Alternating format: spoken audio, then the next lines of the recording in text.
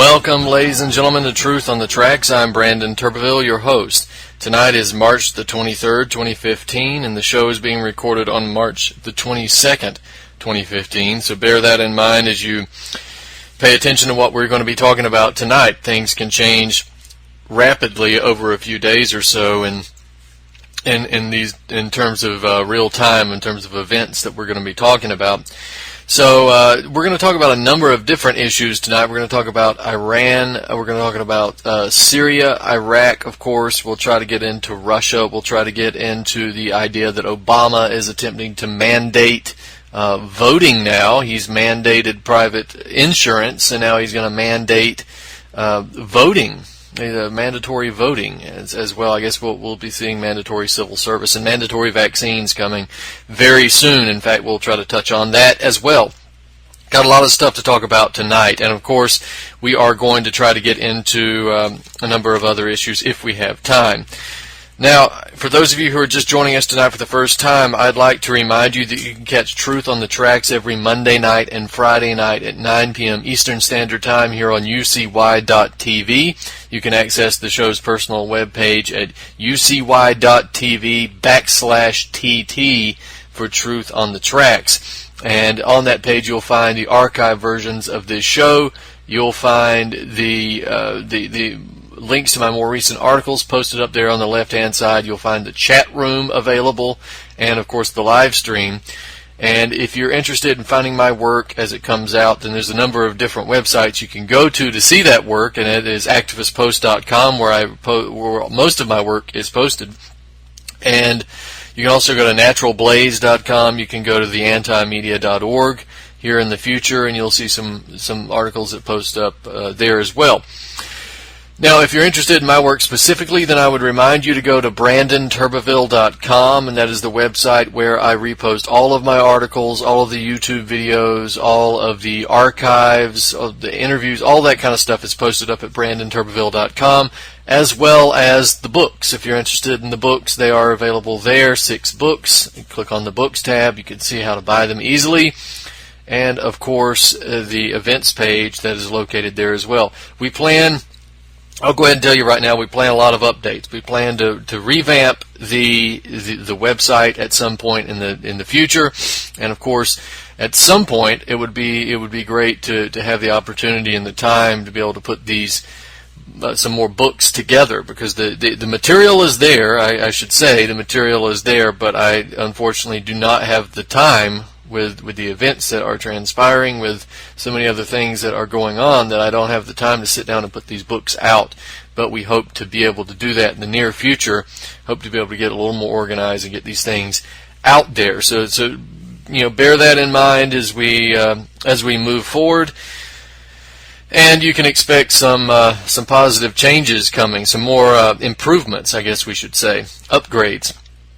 Now, I said at the beginning of the year in 2015 that this is what we're going to try to do, that we were going to try to reach out and touch more people in the local area. This operation is going to do that, and we hope that your operation is going to do that as well. So I want to remind you of that on March 23rd, that this is the course of action that we're trying to take, is that we're trying to reach out into our own communities and do whatever we can, utilize whatever we can to do that. Not so much worried about competing with one another on the internet, although the internet, of course, is going to play a major role, but we're going to try to focus on doing things locally. And whatever you do, just try to get out and do it in your local area. And if that avenue is not available to you, then try to make that avenue available. So just bear that in mind, and we'll have hopefully some more events coming up to talk about. We'll hopefully have a number of other things coming up in the near future as well.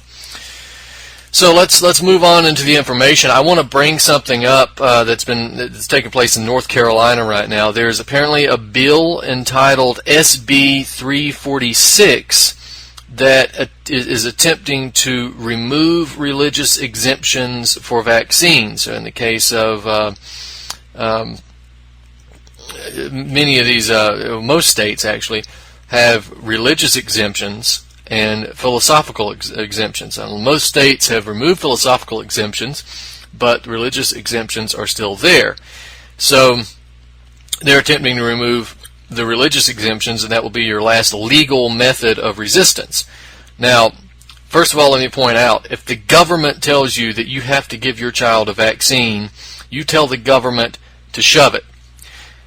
Your child's health is not worth obeying the damn law. Okay? Get that through your head. There should be no question about what will I do if they pass a law that mandates that I have to vaccinate my child. That should not be an option. You're not going to vaccinate your child. That should be the answer. The only option then is what you do after you don't vaccinate your child. Okay, so we shouldn't let this go far. We should, of course, fight this bill. It's going to be fast-tracked. I think it's set for August 2015. The bill is SB 346 in North Carolina. There's a video up on Activist Post by Kenny Valenzuela. Go check that video out and make the appropriate action. Okay, you can tell your representatives that if they do this, if they pass or vote for this bill, they won't be there next year. And listen, if they do this, don't just send in idle threats. Okay, make sure that you follow through. You see, the power structure understands that most people make idle threats. The power structure becomes a little more worried when people begin to follow through on their word. So don't just tell a politician, if you support this bill to eliminate health rights or gun rights, etc., then we'll campaign against you or we'll vote against you in the next election. You need to go out there and vote against them now. You start that campaign immediately. Let these parasites know that if they continue to violate your rights, that you're going to do something about it. And of course, if you are faced with any type of mandatory vaccination situation, if an authority figure approaches you and attempts to force you to vaccinate yourself or your children, if there is threat of the force of taking away your children from you for the purpose of vaccination, or because you didn't vaccinate, well then you have to resist that. Okay, by any means necessary, and I make that clear. Any means necessary, because this is not a debate. You do not have to vaccinate your children, and anybody who tries to forcibly do that to you or your children, that is your enemy. That's about as simple as I can put it. Now, we're going to move on. I want to thank the InfoWars crew for covering the South Carolina National Guard drills, the door-to-door wellness checks article that I did recently about the South Carolina National Guard doing door-to-door wellness checks. We covered this on the show, going across the state of South Carolina, knocking on doors just to make sure that people were okay. Of course, it was a drill. But it was acclimation drill, clearly, and we all know what wellness checks are. That's code for gun confiscation. That's code for forced relocation. That's code for the outright fascism of the military going door to door and enforcing dictates. So let's not forget that. So we thank them for covering it. Now, let's move on into the information that we're going to try to cover in depth this week, and that is the Syria situation. Got an article up, Human Rights Watch fail, uses photo of American bombing destruction to condemn Assad. Now, let's talk a little bit about Human Rights Watch. Human Rights Watch, we recently caught them in an attempt to basically fabricate evidence of Assad's use of barrel bombs in civilian areas, right? Because they wanted to demonize Assad even more. Now, on February 25th, we had Human Rights Watch posting a photo of a devastated civilian area in Syria, and they had the tagline that said, "Syria dropped barrel bombs despite ban." Now, the ban that Human Rights Watch is referring to is the ban on bombing civilian areas that apply to both sides in Aleppo after the United Nations stepped in to save their Western-backed terrorists from annihilation after Assad had surrounded the city and was preparing a siege. Assad's Assad's forces had also cut off a major supply route from coming to the death squads from Turkey. So it was making this elimination of these death squads in Aleppo an inevitability. So the United Nations stepped in at the last minute. As soon as Assad cut off the supply route and as soon as Assad surrounded the city, they stepped in at the last minute to say, we want peace, we want a negotiation, we want a ceasefire. Of course, they never did that when the death squads had the upper hand. They only do that when Assad gets the upper hand. So let's read this article from the New York Times. This is Somini Sengupta on February the 24th. It said, Human Rights Watch said Tuesday that the Syrian government had dropped so-called barrel bombs on hundreds of sites in rebel-held towns and cities in the past year, flouting a United Nations Security Council measure.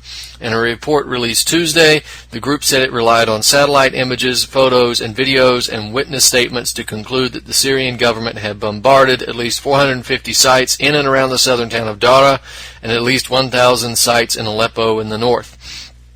The report focused on the period since February 22, 2014, when the Security Council specifically condemned the use of barrel bombs, which are large containers filled with explosives and projectiles that can indiscriminately hurt civilians and are prohibited under international law.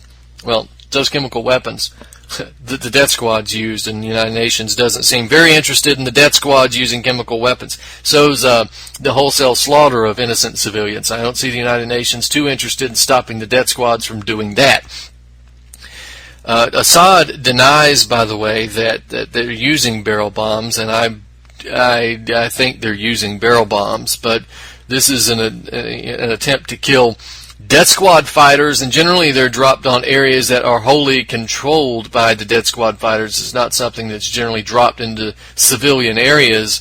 This is generally stuff that is sort of behind the lines of ISIS or the FSA, same thing. Now, here's the problem with the tweet by Human Rights Watch.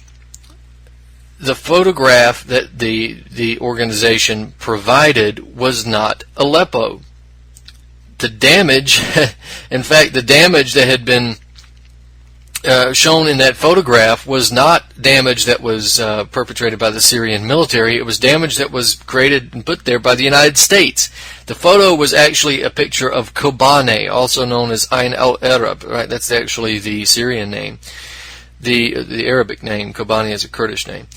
The city has obviously been the site of heavy aerial bombardment from the United States over the last several months, and the U.S.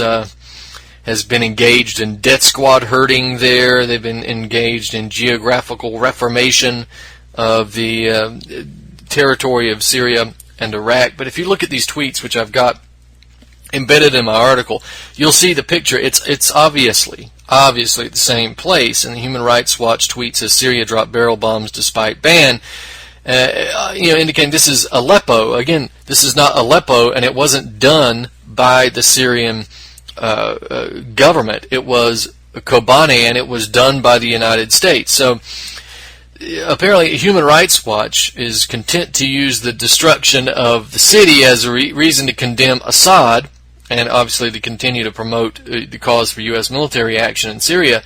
But Human Rights Watch is apparently much less interested in the exact same destruction wrought by U.S. forces. So that should tell you a little something about Human Rights Watch. So in other words, if Assad's forces bomb a civilian area into the Stone Age, it's an atrocity. It's a war crime. It's justification for international military involvement. If the United States bombs a civilian area into the Stone Age, well, no biggie, right? It's not that big a concern. Now, keep in mind, just a little more background on Human Rights Watch.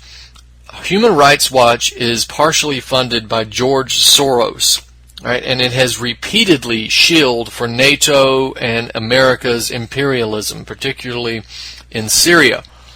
When Western media propaganda had reached this crescendo regarding the outright lie that Assad had used chemical weapons against his own people, Human Rights Watch stood right beside Barack Obama and John Kerry the whole time in their effort to prove that Assad was guilty. Human Rights Watch even went so far as to repeat that lie and repeat the lie that the UN report suggested that Assad was the offending party. In other words, saying that the UN chemical weapons report said that Assad was guilty, when it didn't. It didn't say that at all. And that, in my opinion, that drove the final nail into the coffin of any credibility the Human Rights Watch organization may have had. But keep in mind also, in that same situation, when they had that last-minute chemical weapons deal that was secured by Russia so they could avoid another U.S. and NATO invasion of yet another country, Human Rights Watch did not go out and rejoice and celebrate the fact that we avoided another war, that we had this opportunity for peaceful destruction of chemical weapons and that sort of thing. Now, it actually came out and attacked the deal and claimed that the deal failed to ensure justice. Well, yeah, the deal did fail to ensure justice. There was no provisions demanding punishment of the death squads who actually used the weapons, and there were no provisions that had punishment for U.S. Or NATO governments that initiated and controlled these jihadists to begin with. So yeah, there was no justice. That did not ensure justice because the United States and NATO, who are responsible for every single act that takes place in Syria, by virtue of their creating the situation to begin with, then yeah, of course there was no justice because they weren't punished at all. Now, remember when we had Mother Agnes Mariam of the Cross, when she was releasing her report that refuted what the U.S. and NATO were saying in regards to the chemical weapons in Syria, she actually, of course, pointed out that a lot of the victims had been taken from another place inside Syria, and they were taken all the way to Ghouta and used basically as stage props. And her report is embedded in some of my articles, and you can also just Google her name and you'll see it. But when she was out speaking out about this situation, Human Rights Watch went out on this vicious campaign of attack against her and her report. You can even go back as far as 2009 and look at Human Rights Watch, and you see them showing their true colors when they actually signed off and supported renditions. Remember, renditions, that's the process of just kidnapping people off the street with no due process and rendering them to jails and prisons where they're tortured and all kinds of other nasty things happen to them, sometimes for years. The Human Rights Watch supports this procedure. They had secret talks with the Obama administration. This was reported in the mainstream press, and they realized they came out and said that there is a place for these programs. So if Human Rights Watch ever had any credibility in terms of the question of actual human rights, then all of that credibility has been lost, and it's been exposed as nothing more than a pro-U.S., pro-NATO NGO that acts as a smokescreen for the continuation of the violation of human rights across the world, of course, unless those violations are committed by America's enemies, and then they're human rights violations and they need international involvement, and that's that type of thing. Now, let's take a look at some more hypocrisy here. Got another article up. Qatar West says public statement by al-Nusra will wipe away jihadist sins. Go check that out up at Activist Post and BrandonTurbeville.com as well. So, I have been writing since the beginning of this Syrian crisis, I would say in late 2010, that there is no such thing as a moderate rebel in Syria, and I think we have made that case clearly. And I think that's been proven a million times over, right? That there are no moderate rebels in Syria. In fact, I would say that if such a thing as a moderate rebel actually exists in Syria, then we must, bring him forward for analysis, right? If it's such a rare and mysterious being, it must be thoroughly studied so we can determine if this is just a freak of nature or if there's more than one of them. Because this is important for science. This moderate rebel stuff, but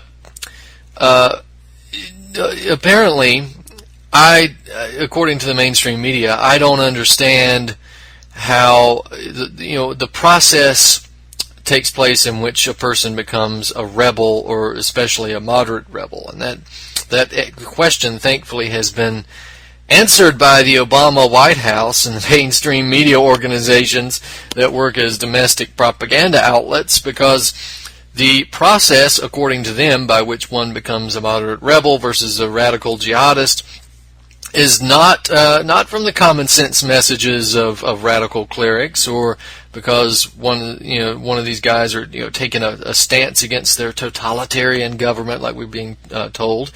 Apparently, you don't become a moderate rebel by joining Al-Qaeda or committing atrocities and imposing Sharia law. You become a moderate rebel by doing all those things, by joining Al-Qaeda, committing atrocities, imposing Sharia law, but stating that you don't belong to Al-Qaeda after you do it. That's how you become a moderate rebel, right? You at that point, you're fit to receive all the funding and training from the coffers of NATO and the GCC. Now, of course, I'm being sarcastic here and a little bit ridiculous, but that's the logic that's being used by the State Department and NATO, right, as well as its puppet governments in the Gulf. Qatar is now attempting to rebrand Jabhat al-Nusra as a moderate rebel brigade. This is the Syrian version of Al-Qaeda. Remember, we've talked about this on the show. Jabhat al-Nusra is Al-Qaeda. This is official. They're Al-Qaeda. But because they're being offered the platform to say that they're not Al-Qaeda, and they don't have to change anything other than saying, yeah, we're not Al-Qaeda. And they can get funding from the GCC openly. Now, they're already getting funding from the GCC, and the United States is already supporting them. The United States already controls them. But this is the question of whether or not they do this in the open, right? So Qatar is attempting to rebrand Jabhat al-Nusra as a moderate rebel brigade inside Syria, and so they can openly provide Nusra with relatively sophisticated weaponry and an amount of training as well as funding. Of course, now obviously they're doing that already, as I just mentioned, but this is going to be in a much more blatant fashion. So again, what is the requirement for the open arming of al-Nusra? The al-Nusra simply disavow its connections with Al-Qaeda. This is all they have to do, is say they're not a member of Al-Qaeda, even though they are Al-Qaeda. The next thing we know, we'll have Al-Qaeda come out and say that it's not Al-Qaeda, right? Al-Qaeda says, we're no longer affiliated with Al-Qaeda, so we can get open funding and we'll be friends.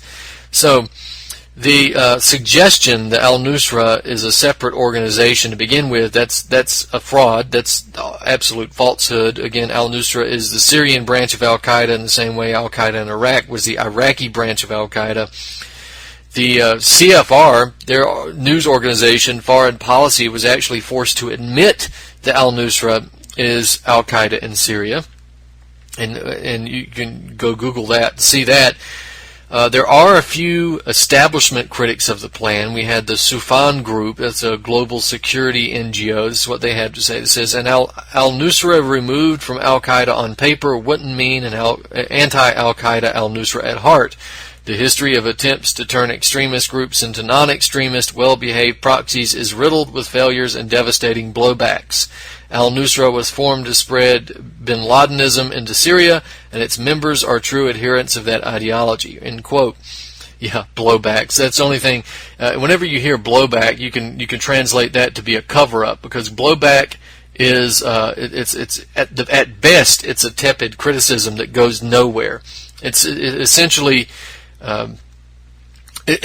gives credence to the official story, which is why anybody who eschews 9/11 truth for blowback theory is absolutely, when you get down to the base level of intellectual thought here and debate and really what you are able to do in terms of seizing power and providing legitimate solutions, then you're useless, because it's all about the official story is true, and you essentially give the argument to the opposition, right? It's the same thing with ISIS. So, right, you say it's blowback because we're blowing up their countries. Well, the opposition can always respond, well, we're blowing up their countries because they're terrorist organizations, right? They want to do us harm, and that gives them a much bigger argument to respond with. The truth is, of course, that we're not bombing them because they want to do us harm. We're not really bombing them at all. We're bombing governments that are in our way in terms of geopolitical concerns and big corporate and banking concerns. But the truth is also that we're controlling these terrorist organizations. The United States controls these terrorist organizations and their proxy forces to begin with. All of them: ISIS, al-Nusra, FSA, Al-Qaeda. They're all the same thing. So you got to bear that in mind. Forget this idea of blowback. But again, U.S., Qatar, GCC, NATO, they've all been supporting Nusra all along. There's never been any need for Nusra to break away from Al-Qaeda to reap those benefits from Western aid. This is just, again, Al-Qaeda in Iraq and Al-Qaeda proper have always been receiving funds from the West from the very beginning of the Syrian crisis and even as far back as the late 1970s.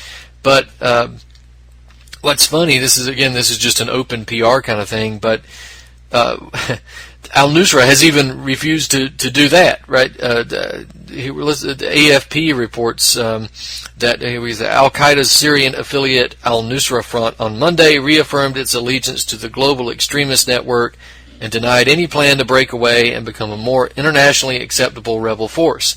The angry statement followed weeks of speculation on internet social networks of a split between the jihadist allies. Al-Nusra completely denies reports of a breakup with Al-Qaeda, the group said in a statement released on Twitter. It said Al-Nusra remains the backbone of jihadists in Syria, the first into battle, dedicated to unifying the ranks around Sharia, righting injustice, and defending the disadvantaged. Well, that actually sounds a lot like the American slogans. But, end quote, by the way, this is, Al-Nusra couldn't even go out and disavow Al-Qaeda in the way that the PR firms would prefer them to do, so they could have this faux moderate rebel force on the ground there. So again, the idea that any verbal denunciation or formal declaration of opposition is going to change the fact that Nusra and Al-Qaeda are the same organization, that's irrational. But for the people who might easily be confused in regards to events that are taking place in Syria by all these name changes and shifting alliances or allegedly shifting alliances, you got to remember that there are no moderate rebels inside Syria, and that the jihadist forces that are fighting in Syria, they're nothing more than small branches of the same organization, which itself is a creation of the United States and NATO. So that's sort of the basic idea, the basic premise that you've got to remember there. Now, in regards to the question of Iraq and ISIS and some of the events that have surrounded that, we need to look at this recent accusation by the United States against the Iraqi military of war crimes. This is important. Now, we had a relatively recent and largely successful battle for Tikrit, which was conducted by the Iraqi security forces, who are, of course, fighting the Western-backed ISIS fighters who've had control of the city for some time. Now, Iraq has once again been forced into the headlines of international media. This place has been in the headlines for over 10 years because probably even more than that, because of the behavior of the West. And all of this was instigated by the West. Never forget that. But we received claims of war crimes committed by the Iraqi security forces, which have been now pushed into the mainstream media reporting. And of course, these claims have come from the West largely. So there's a number of questions that are surrounding the events on the ground and the manner in which they're being reported in the West that we have to look at closely in order to understand what's actually taking place. These events that take place in Iraq and Syria are generally reported the way they're reported in the mainstream press, if they're reported at all, is just so convoluted and so murky and deceptive and just outright false that it's hardly fair to even blame any American for not fully understanding the details and the particulars of the Syrian crisis and the spread of ISIS and what's going on in Iraq, because the only information that they're really exposed to is an absolute lie. And unfortunately, even the so-called independent press is generally one step away from being major, from not even being, but one step away from the major corporations and intelligence agencies and banks and government propaganda wings than the open corporate media. These independent press agencies are also spinning the criticisms of the administration and the war in general, and using their own viewers' intellectual capacity against the viewer, against the average person, and judoing them back in the same direction as the mainstream media. And an example of this would be, these so-called independent researchers and analysts who are repeating this blowback theory, which is I talked about a second ago, that the blowback is the reason for ISIS's sudden appearance across the Middle East. That criticism of Washington seems radical for a lot of people, particularly those who are in the mainstream and maybe academics or something like that. But it's historically inaccurate, since it gives a pass for America's subsequent responses, right? And it's a complete cover-up of the hand that the West has played in intentionally fomenting color revolutions and destabilizations and terrorism across the world. I'll give you an example of one of these so-called independent researchers, one of these so-called, radicals, I guess we should call them, and that's Noam Chomsky. All right, Noam Chomsky. We'll spell his name Gnome, all right, Noam Chomsky. Noam vigorously adheres to blowback theory and claims that anybody who suggests that the United States is supporting ISIS is a conspiracy theorist, and that's an insult that has served this little prick well for his pathetic career over this many decades of being a left gatekeeper and being a defender of the Pentagon. Unfortunately, nobody in his audience is able to pick up on the fact that this rip-off artist is actually a rip-off artist. So yeah, no respect for GNOME on this radio program. But supporting ISIS, that's just what the United States is doing, whether GNOME wants to admit it or not. This idiot actually went out. Actually, that's saying too much. He's not an idiot. He's probably a smart man, but obviously he's being used for a purpose, and this is why, right? We had GNOME coming out and saying that ISIS was defending the legitimate concerns of Sunni Muslims. Are you kidding? Are you kidding? ISIS is defending legitimate concerns of Sunni Muslims? By what? Killing them, Noam? Did you wake up? Are you able to find Syria on a map? Because they're killing Sunni Muslims, my friend. And Sunni Muslims, both in Syria and Iraq, have joined militias and security forces in order to kill ISIS. So there's that for your legitimate concerns. They don't represent legitimate concerns. Is this what Noam Chomsky thinks that Sunni Muslims consider legitimate concerns? Sharia law, beheadings? So I really hate to belabor the point and stay on Noam Chomsky, because this is really this career will be ended by nature soon enough. But this legacy that he has of being some radical critic. The guy's not even an intellectual critic, right? He yaps and talks and prattles on for hours in these philosophical monologues, but he actually never really says anything, right? And I guess that makes the left feel good, because he talks like a professor. I think he did teach some classes, so they get their they get their jollies that way, right? So he talks and talks and makes them feel smart. They don't actually know anything. Their head is filled with, jumbled up ideas, and they can't really put their finger on what the opinion is. All they can do is go on subsequent monologues and repeat the occasional claim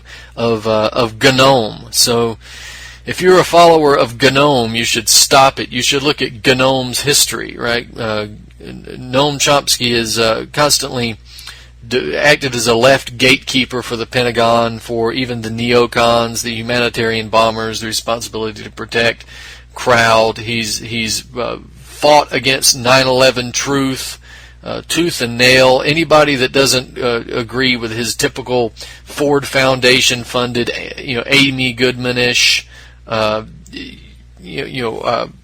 ideology is called a conspiracy theorist. And of course, that serves him well, like it serves people like Bill O'Reilly and other individuals. So, really got no use for Noam. Now, again, the United States is supporting ISIS, and it's doing what it has done since that organization changed its name from the Islamic Emirate of Iraq and the Levant and Al-Qaeda in Iraq about 3 years ago. So we won't go into too much detail about that. I've done that many times here on this show. Just go look up my article, The Roots of ISIS, and you can see that Noam Chomsky is full of shit.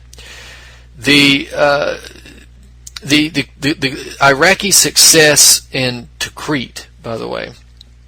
Excuse me, before we even go into that, I'll point out that the United States has been supporting, has been training, has been arming, and has been directing ISIS in Syria and Iraq since the beginning of the crisis. But I'll also point out that the bombs, because I know this is going to be returned to me as a criticism, but the United States is bombing ISIS in Syria and Iraq. These bombs are going against Syrian infrastructure in Syria. Grain silos, oil refineries, and that sort of thing. In Iraq, bombing goes toward death squad herding and essentially a persistent threat to the Iraqi government to prevent them from engaging with Iran any more. So it's death squad herding in Iraq. It's destroying the Syrian government's infrastructure in Syria. Now, the Tikrit offensive. Let's talk about Tikrit. The Iraqi military and the Iraqi government and the United States had been in the planning stages of an assault against ISIS positions inside Iraq since January of this year. But despite all this so-called assistance coming from the most militarily advanced nation on the face of the earth, Iraqi officials were complaining that preparations for military plans were moving too slow or not moving at all. So for all intents and purposes, it seemed like the United States was not as interested in eliminating strategic strongholds of ISIS as it was pretending to be in its press conferences and international speeches. So what is interesting is the fact that months before any operations were launched, we had U.S. General Lloyd Austin, who's head of the U.S. military CENTCOM. He told the Wall Street Journal that the U.S. and Iraq were planning a summer offensive to retake Mosul and to cut supply lines to the ISIS fighters that control it. In other words, General Austin revealed the war plans before the actual operation took place. So he tipped off the potential targets to an upcoming military assault and created even greater odds for Iraqi forces to have to surmount. So let's look at this question of Iraqi war crimes, okay? We got to answer the question of whether or not the war crimes on the part of the Iraqi military actually occurred. Now, we've got photographic evidence and we've got alleged video footage depicting the commission of war crimes, and that seems to be true from what we can see. I mean, unless there's something seriously amiss, unless there's more video trickery, and we can't rule it out, of course. But let's work on the assumption that the war crimes were committed. The people who are responsible for those war crimes, that's more open to question. Obviously, the Iraqi military denies the claims. They claim that the ISIS fighters committed war crimes using Iraqi military uniforms, so they could take photos and video for the purpose of providing propaganda against the Iraqi government. And that's entirely believable, right? That in other words, a false flag that that ISIS fighters would have grabbed Iraqi military uniforms, committed war crimes, and videotaped themselves committing them, and then using that as propaganda against the Iraqi government.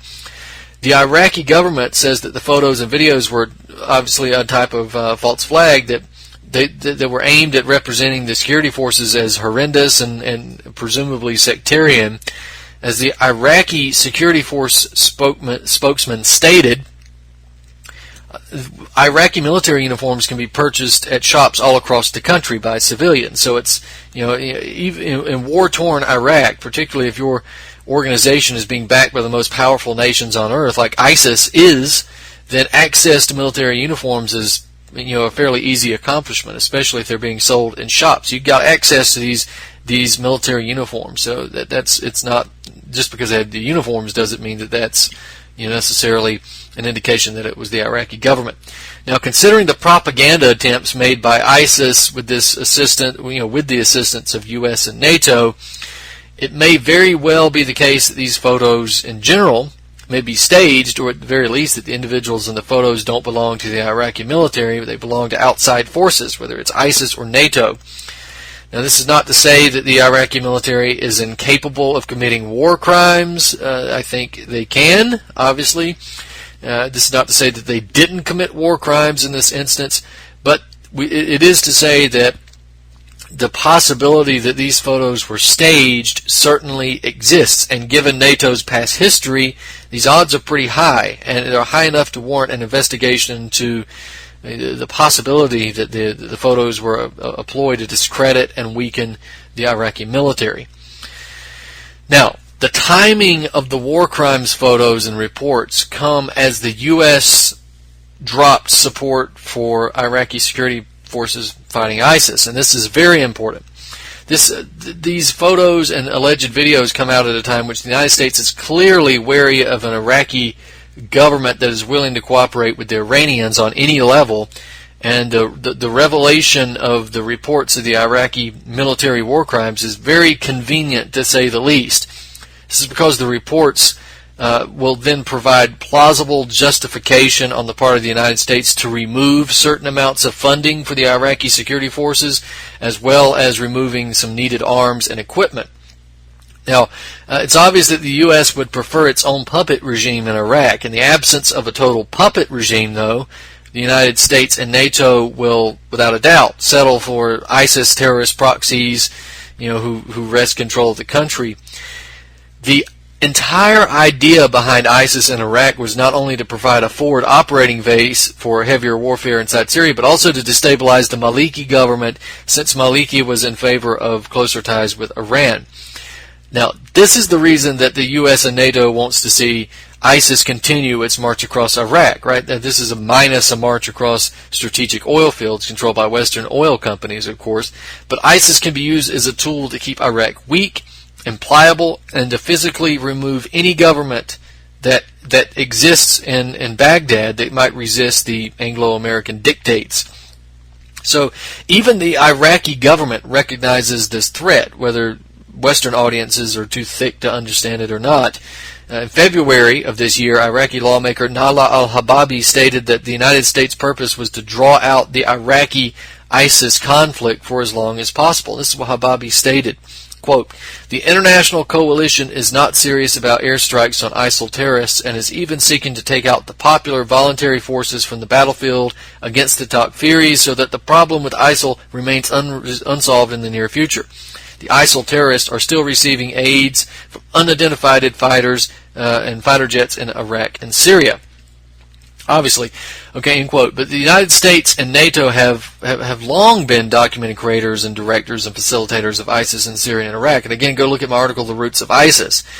Only recently, remember, the Iraqi military reportedly shot down a U.S. helicopter and 2 British planes that were allegedly dropping aid to ISIS. And so the idea that these war crimes claims would come out right at a time when the U.S. is seeking to actually bolster ISIS, or not even bolster them, but inhibit the ability of the Iraqi military from fighting ISIS, This is highly suspect, to say the least. Now, this is not breaking news anymore. We were right there on the cusp of it when it came out. But what else is important is that Syria recently, on March 17th, shot down a U.S. Predator drone over the northwestern city of Latakia in Syria. The United States confirmed that it lost contact with the drone, but it stated that it was not clear whether or not the drone had been shot down. It's not fully admitting that the drone was shot down. Syrian state media described the drone as hostile, but didn't give any further details. There are lots of reports that this drone obviously was armed, that it was flying over government facilities. The Sana news agency said that the Syrian air defense system shot down a U.S. unmanned aerial vehicle north of Latakia province. The Pentagon said it was looking into the incident, but we've got to note that some drones are used for reconnaissance. Predator drones are outfitted for reconnaissance, surveillance, and warfare. And this calls into question whether or not the drone, whether it was already a violation of Syrian sovereignty and territorial integrity, was preparing to launch an airstrike against the Syrian government, or whether it may have been a provocation to coax the Syrian military into shooting it down. Now, going by Western reports so far, it appears that the former may have been more of the reason to do this, right? That it might have been actually going to launch an airstrike against the Syrian government, or whether or not it was openly, just flying over the Syrian airspace. Again, this is not ISIS-controlled territory. This is clearly government-controlled territory, and so there you have it. If it was a provocation to coax the Syrian military into shooting it down, then most likely we would have heard much more about it in the Western media, because the U.S. has been looking for just about any justification it can get so it can take direct military action in Syria. Now, this drone the downing of the drone will mark the first time in both Syrian and U.S. military, since the Syrian crisis, the first time the Syrian U.S. military proper have clashed, and I guess we have Syria 1, U.S. 0 on that, but that kind of situation was bound to happen since the U.S. just afforded itself the right to bomb targets inside Syria a year ago. And remember, in February, the U.S. announced that it was going to allow phantom moderate rebels, the ISIS, Al-Qaeda, al-Nusra fighters, to call in airstrikes against their opponents. And that essentially makes the U.S. officially Al-Qaeda's air force. So who do you think these fighters are going to call in airstrikes against? Themselves? Anyway, the shoot-down of the drone comes as the United States and its proxy forces are accusing the Syrian government of using chemical weapons again in Idlib province. No evidence at all, just John Kerry shooting off his big horse-face mouth. So, that's what we have there.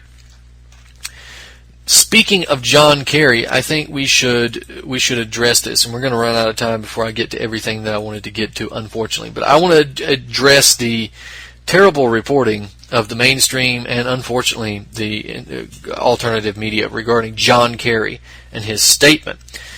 There's been hysteria around John Kerry's remarks regarding the necessity of negotiating with Bashar al-Assad, and it's provoked criticism from the neocon, warmonger, right, Republican crowd who is ready to go to war with everybody, everywhere, all the time, no matter who, except Israel. It's provoked praise from the it's also provoked criticism from the humanitarian bombers and their responsibility to protect leftists who see going in and slaughtering millions of people as an act of promoting democracy and human rights. It's received praise, unfortunately, from a number of different quarters in the independent media and the alternative media, saying that finally John Kerry is realizing that this foolish adventure in Syria is wrong and that we're going to have to negotiate with Assad, and this is the United States backing off of its position. Well, they're all wrong. Let's look at the quote. This is Kerry's statement to Margaret Brennan of Face the Nation. Right? Kerry said this: "We are working very hard with other interested parties to see if we can reignite a diplomatic outcome. Why? Because everybody agrees that there is no military solution. There is only a political solution. But to get the Assad regime to negotiate, we're going to have to make it clear to him that there is a determination by everybody to seek that political outcome and change his calculation about negotiating. That's underway right now. And I am convinced that with the efforts of our allies and others, there will be increased pressure on Assad. Brennan then says, and you'd be willing to negotiate with him? Kerry says, well, we have to negotiate in the end. So that's the quote that is causing so much consternation. Now, immediately after the remarks, we had the mainstream press going into overdrive suggesting that John Kerry and the United States were making concessions to Assad. We had headlines like this, like Kerry willing to talk to Assad to stem violence in Syria, coming from PBS. We had Breitbart, of course, saying, Kerry, U.S. will have to recognize Syrian dictator Assad. State Department walks back assertion. Well, that's Breitbart for you. That totally was not what he said at all. And then we have the International Business Times, U.S. will negotiate with Assad, says Kerry, on 4th anniversary of Syrian civil war. So you could scarcely blame people for looking at these headlines and seeing Kerry's statement as anything but a change of policy. But unfortunately for the alternative media, they follow suit as well. And, this is... They went off on this same information, and they express praise because their perspective is that this is a surprise, and they're satisfied that there's a possibility of war avoidance now.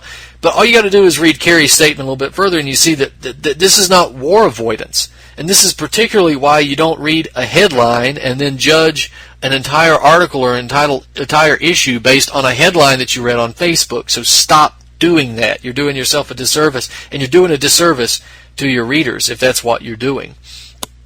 So Skull and Bones John Kerry, he never said that the United States must recognize Assad as the legitimate leader of Syria.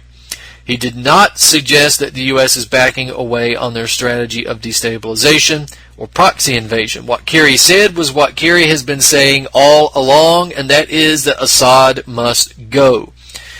Now, you got to note that Kerry also said that the United States would be willing to negotiate with Assad's government, quote, if he's ready to have a serious negotiation about the implementation of Geneva I. What's Geneva I? That's the agreement reached by the International Group of Governments in 2012 that sought to force a political transition with Assad stepping down. He's saying he will negotiate with Assad if Assad is willing to step down. Now, after all these raving Republicans came out and criticized the State Department, saying that it's a capitulation, and then the State Department wheeled out these harpies, these horrible women, these humanitarian bombers, and responsibility to protect leftists like Marie Harf and Jen Psaki. These the spokeswomen would have had to respond. All right, this is what Psaki says: as we have long said, Assad must go and be replaced through a negotiated political transition that is representative of the Syrian people. Marie Harf actually said the same thing. She wanted to clear up Kerry's comments by pointing out that the U.S. policy toward Syria has not changed and that Assad would not be part of any negotiations. So how much clearer can they be? They're saying that's not what he meant. We want Assad to go. On March 17th, we had a top U.S. envoy and the ISIS czar. Remember General John Allen, who was fired for possibly giving away secret information? Right. This is one of the guys who was involved in the Paula Broadwell scandal, but now he's the ISIS czar. He says the U.S. does want a negotiated peace settlement in Syria, but he wants one that excludes Bashar al-Assad. We've also got statements from the U.S. Embassy in Ankara in Turkey that make this clear. This is what Reuters reports. Quote, General Allen reiterated the United States' position on Assad has not changed. The U.S. Embassy in Ankara said in a statement after Allen, the special envoy responsible for building the anti-Islamic State coalition, held talks in Ankara.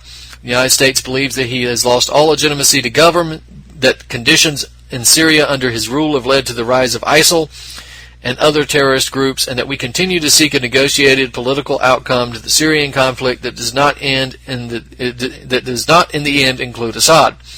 Allen held constructive talks with Turkish Foreign Minister Undersecretary Feridun Sinirlioglu late on Tuesday and welcomed Turkey's support in the training of vetted members of Syria's opposition, the statement said. End quote. So, in addition to Allen's statements, we got to mention that Kerry's statement referred to his being convinced that there will be increased pressure on Assad to step down. This is what he said. He says, it may require that there be increased pressure on him of various kinds in order to do that. We made it very clear to people that we are looking at increased steps that can help bring about that pressure. Now, that pressure that he's referring to can take a variety of means. There's continued arming and funding and training and directing of Al-Qaeda and ISIS and al-Nusra. It could refer to political pressure. It could refer to further U.S.-led bombing efforts against Syrian infrastructure. All of these things the United States is currently engaged in. But also military pressure. Remember, March 5th, Kerry referenced the possibility that military pressure may be needed to oust Assad. This is what Kerry said.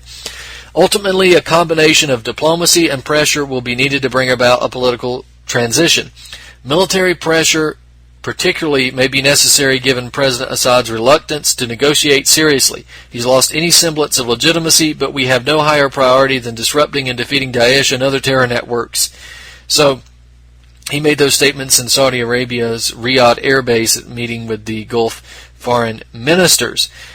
You don't make the mistake of believing that the United States is interested in peaceful settlements or that they're capitulating to their enemies of their own making.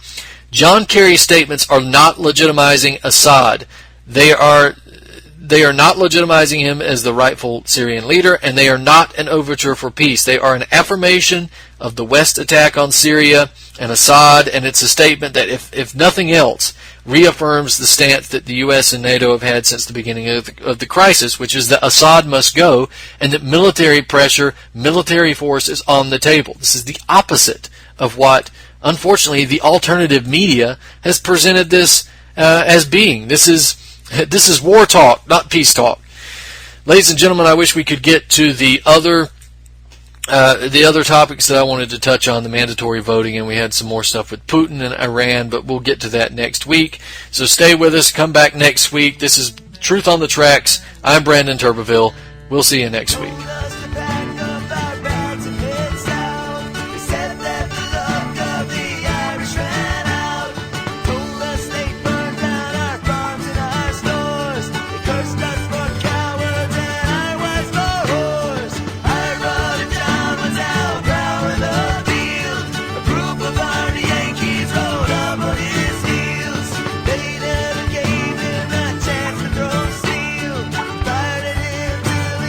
Buddy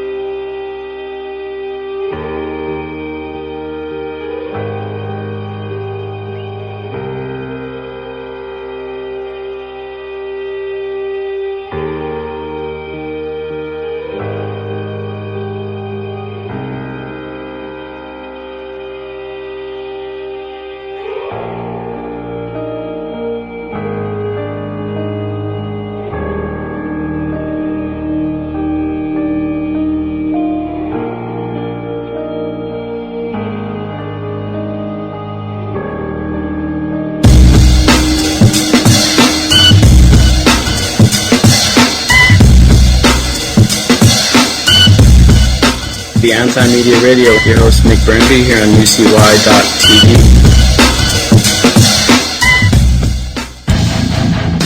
For more news, visit HateMyNews.com.